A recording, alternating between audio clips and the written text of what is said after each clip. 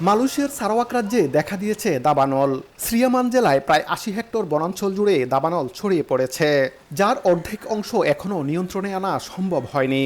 Sarawak ও সীমান্তবর্তী ইন্দোনেশিয়ার বনভূমিতে লাগা দাবানলের প্রভাবে দেখা দিয়েছে তীব্র ধোঁয়া। বায়ুর মান আশঙ্কাজনক হারে নেমে যাওয়ায় পরিস্থিতি ভয়াবহ আকার ধারণ করছে। বাতাসের বিষাক্ততার কারণে সারাওয়াকের সিরিয়ান জেলার অন্তত ১০৮টি প্রাথমিক ও মাধ্যমিক বিদ্যালয় বন্ধ রাখা হয়েছে। স্থানীয় বাসিন্দারা জানিয়েছেন, এবারের ধোঁয়ায় তীব্রতার অতীতের যে কোনো সময়ের চেয়ে অনেক বেশি। পরিস্থিতি সামাল দিতে সরকারের কাছে অবিলম্বে ক্লাউড সিডিং বা কৃত্রিম উপায়ে বৃষ্টি ঘটানোর জন্য জোর দাবি তুলেছেন তারা। আমার মনে হয় এবারের ধোঁয়াশা আগের বছরগুলোর চেয়েও বেশি মারাত্মক। এমনকি এখন তো স্কুলগুলো বন্ধ করে দেওয়া হয়েছে। আমরা আশা করছি কর্তৃপক্ষ, সংশ্লিষ্ট মন্ত্রণালয় বা সরকার কৃত্রিম বৃষ্টির উদ্যোগ নেবে, যাতে ধোঁয়া যতটা সম্ভব কমিয়ে আনা যায়।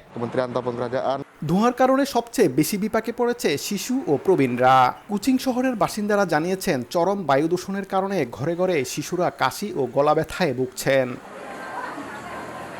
মালয়েশিয়ার পরিবেশ বিভাগের তথ্য অনুযায়ী সেরিয়ান জেলায় বায়ু দূষণ সূচক ১৭৯ গিয়ে ঠেকে। এছাড়া কুচিং ও শ্রিয়ামান এলাকায় সূচক রেকর্ড করা হয়েছে ১৬৮ ও ১৬১, যা স্বাস্থ্যের জন্য অত্যন্ত ঝুঁকিপূর্ণ। মালয়েশিয়ার বায়ুমান সূচক অনুযায়ী ১০১ থেকে ২০০ পর্যন্ত মানকে অস্বাস্থ্যকর, ২০১ থেকে ৩০০ পর্যন্ত খুবই অস্বাস্থ্যকর এবং ৩০০ এর উপরের মানকে ঝুঁকিপূর্ণ হিসাবে বিবেচনা করা হয়। এদিকে বর্নিও দ্বীপ সারাওয়াকের সাথে সীমান্ত ভাগ করে নেওয়ায় ইন্দোনেশিয়াতেও দাবানল দেখা দিয়েছে। আগুন ছড়িয়ে পড়েছে লোকালয়ের খুব কাছে।